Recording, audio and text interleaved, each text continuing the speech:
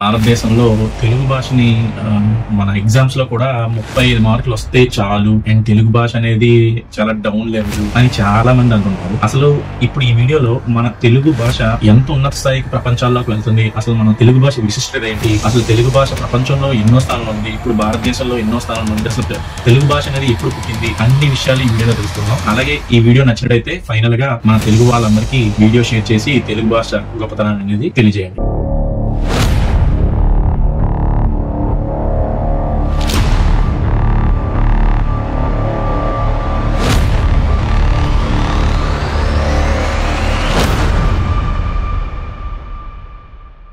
మొత్తం కలిపి 56 ఉంటాయి.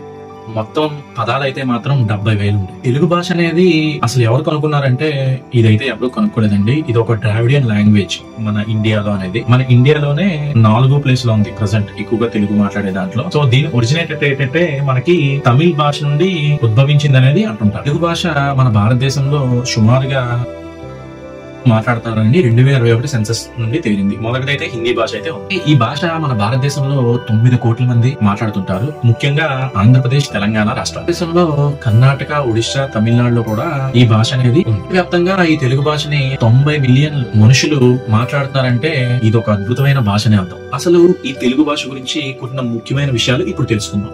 ఒక ఫోనెటిక్ భాష అంటే ప్రతి అక్షరం కూడా నిర్దిష్ట ధ్వనికి అనుగుణంగా ఉంటుందని అర్థం. తెలుగు రాయడం అండ్ నేర్చుకోవడం చాలా ఈజీగా ఉంటుంది. 11వ శతాబ్దం చెందిన గొప్ప సాహిత్యం అండ్ సాంప్రదాయం కూడా ఉంది. తెలుగు రచనల్లో కొన్ని అద్భుతమైన రచనలు ఉన్నాయి. అందులో ఒకటి మహాభారతం అండ్ రామాయణం. కొంతవరకు దాని గొప్ప పదజాలం మరియు అలంకరిక భాష ఉపయోగం కారణంగా ఉంది. ఎదుగుతున్న భాష మీడియాలో, విద్యలో అండ్ వ్యాపారంలో కూడా ఎక్కువగా ఉపయోగించబడుతుంది. తెలుగు ఒక అక్షర సమయ భాష అంటే ప్రతి అక్షరానికి సమాన బరువు ఇవ్వబడుతుంది. ఈ ఇంగ్లీష్ వంటి ఒత్తిడి భాషలకు భిన్నంగా ఉంటుంది. ఇక్కడ కొన్ని అక్షరాలు ఇతరుల కన్నా ఎక్కువగా నొక్కి చెప్పబడతాయి. భాష ఇంకా అందంగా చేయడానికి మనం సంస్కృతం, పర్షియన్, అరబిక్ భాష నుండి కొన్ని పదాలు తీసుకుంటూ ఇది ఇంకా అందంగా మాట్లాడే విధంగా అవింది. భాషల్లో ఒక పదానికి మాక్సిమం ఒకటి అనేదే ఆన్సర్ ఉంటుంది. బట్ తెలుగులో అలా కాదు, చాలా వరకు ఆన్సర్స్ ఉంటాయి. అది ఎలాగంటే ఫర్ ఎగ్జాంపుల్ ఇంగ్లీష్ లో మనం సన్ అంటాం, దాన్ని బయట ఎక్కడైనా మళ్ళీ ఇంగ్లీష్ లో సన్ అనే అంటాం. బట్ తెలుగులో సూర్యుడు అంటాం, రవి అంటాం. సో అలా ఇంకా చాలా పేర్లు ఉన్నాయి సూర్యుడికి. సో అలాగా మన తెలుగు భాష ఏంటంటే అదొక సంగీతం లాగా ఉంటుంది కాబట్టి ప్రపంచంలో ఎలాంటి వాళ్ళైనా నేర్చుకోవడానికి సులభంగా ఉంటుంది. ఆగస్ట్ 29న తెలుగు భాషా దినోత్సవం కింద మనం చేసుకుంటాం. ఇక్కడ తీరాల్సిన నిజం ఏంటంటే ప్రెసెంట్ వరకు మన తెలుగు రాష్ట్రాలకి చాలా తక్కువ మందికి ఈ విషయం తెలుసు. ఆగస్ట్ 29ని చేయడానికి గల కారణం గిడుగ రామ్మూర్తి గారు అనే సోషల్ రిఫార్మర్ అన్నమాట. అతని బర్త్డేని ఈ తెలుగు భాషా దినోత్సవంగా మనం జరుపుకుంటాం.